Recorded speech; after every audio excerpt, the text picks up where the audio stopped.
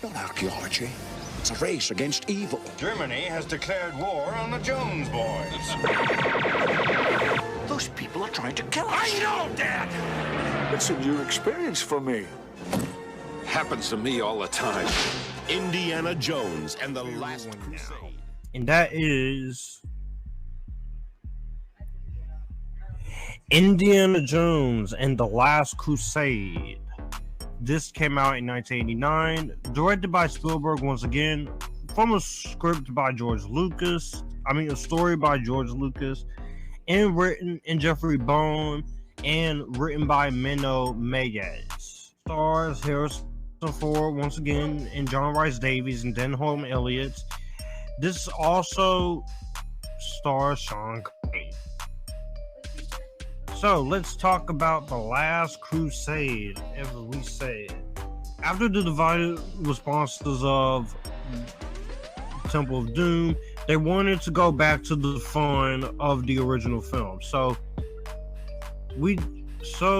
they had years after making this, and this was part of the little plan of trilogy that it has. So following Temple of Doom being successful but not critically well loved, they decided to go back to the spirit of the first one. The basic premise of this movie is, of course, you have the intrepid explorer of Indiana Jones, and he sets out to rescue his father, who's a medievalist who has vanished while searching for the Holy Grail.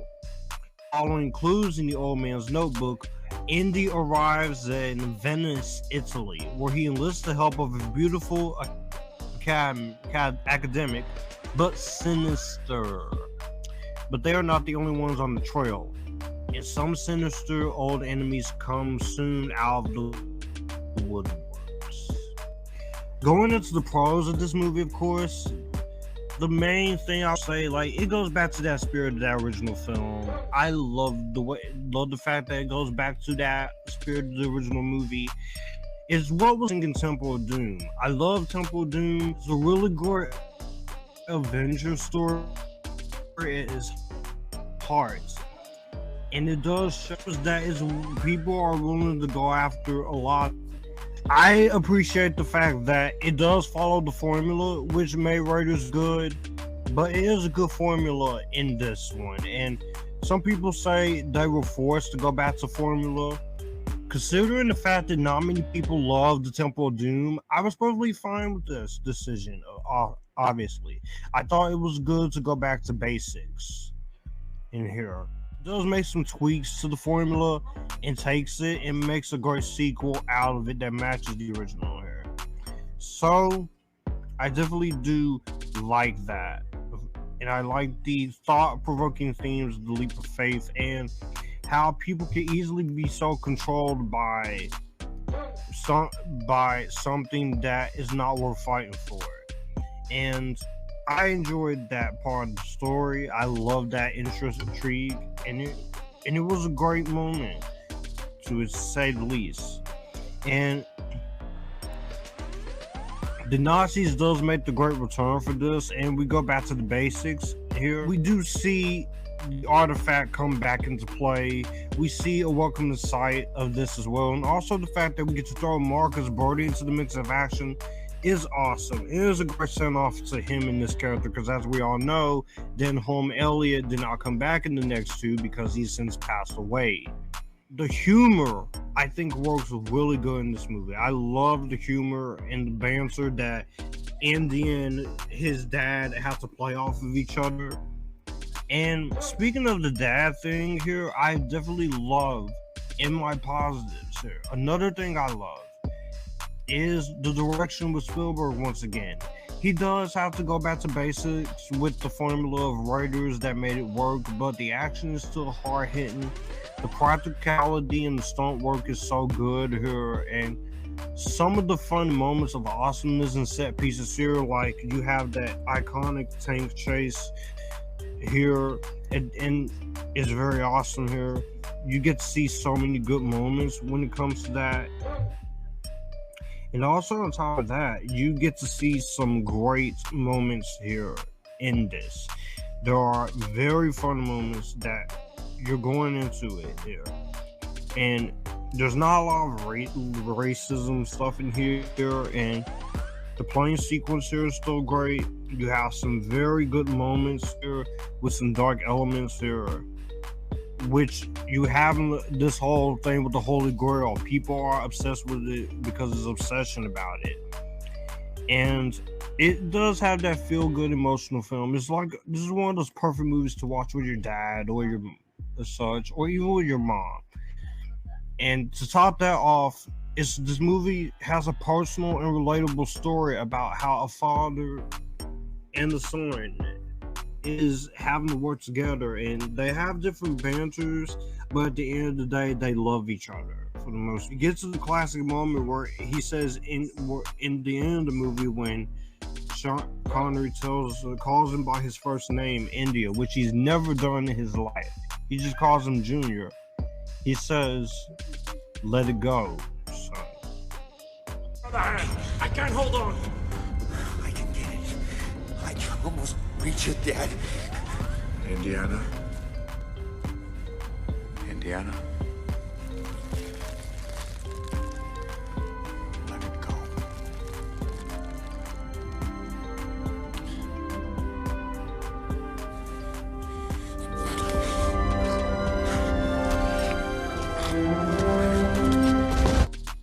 It's just so heartfelt in there. Top that off, you do have some dark moments in here. Not as dark as Temple of Doom, and there's no annoying Willie, thank goodness. You also have some very good moments in here when it comes to a lot of the intensity that is displayed here. But I think some of the fun moments here, that's very good. And to some of the location shots, it's also, the locations are also really well shot. You have the scenes in Venice, some great production design, some great motorcycle stunts, and pretty intense moments here when there's a bridge by camouflage here, and there's some great moments here that are really well done. I love the themes of a son's relationship with his estranged father, and the explorations of fathers and sons, and a lot of great moments in this movie that does have it all. The directing is once again very good in this. There's some very good directing in here. It's very good cinematography and camera shots and production design. The editing is once again really good. I definitely love the editing here. I love the musical score by John Williams. I think this might be his favorite score of the ones, though. And it is a little lengthy, of course, but for 2 hours and 8 minutes, I'm not feeling anything when it comes to that. I think the runtime runs just fine, just right. I think all the way around is very good here. Harrison Ford, this is the movie where we do get to see why. We get to see who he is. And I do love the fact that Harrison loved the fact of bringing Indiana's father into this, because it allows us to explore another side of Indiana's personality.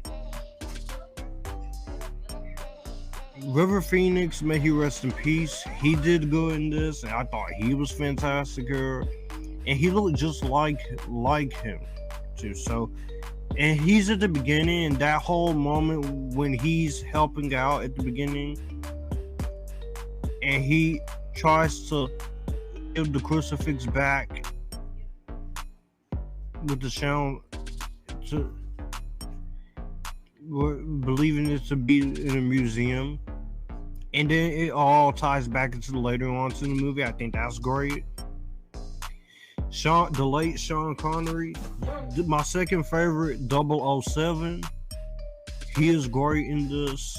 He was a great Scottish actor, one of the many Scottish actors who I think can act right next to Ewan McGregor and Gerard Butler and Karen Gillan. But she's not in any of these movies, but because this was before her time. But Sean Connery is great in this. I thought he was fantastic here as Henry Jones Sr. He's a professor he has a lot of moments into what he has to do in this movie. Have Alex Hyde White playing the younger him in his prologue, though. Denholm Elliott, he's fantastic here. He does not come back for any more of these movies because he did pass away, unfortunately. I think after this movie, but he returns as the bumbling colleague. Thought he was great. John Rhys Davies, good to see him back. Isala. You have Han Solo, 007, and Gimli all in the same movie. That is a trifecta of Epictasticness. Julian Glover, I think, was great in this movie as well. He previously played General Veers in The Empire Strikes Back, but he was great here as Walter Donovan. You also have, of course, Alison Doody here, which they wanted Amanda Redmond for the role, but she declined. And she was 21 when she played. Yeah, she's Irish. She played Jenny Flex in The View to a Kill, which I think is her best role. She's not the best indie girl here, but she's pretty cool. She seduces the Jones to trick them, but she becomes in love with Indy. But that's unfortunately not the case when we get to the end of the movie, because she does, spoiler alerts, turn on them. But other than that, I thought she did great. Last shot of the movie is a perfect end to this original trilogy of movies. Even though I like the other two, some people don't even acknowledge the last two, but I do. I'm a completist. I enjoy them. Conclusion: Indiana Jones and the Last Crusade is the best film in the series for me. It is my favorite film of the trilogy. My favorite of the story. I like the emotional weight that they give here to father and son, and the performances are great, the action is good, the direction is great. This is just an overall perfect film. So again, I'm gonna give it the same grade I gave Raiders, and that is my Spider-Verse seal of approval. Well, that's going to do it for the video that you just watched. If you want to see more, my channel icon is up here. If you want to see more content from me, all my social medias are right here in this end card. I will also leave a playlist and a video here for you to see what the channel is about. As always, acknowledge me, stay epictastic, join the Epictasticness, and you guys keep it cool.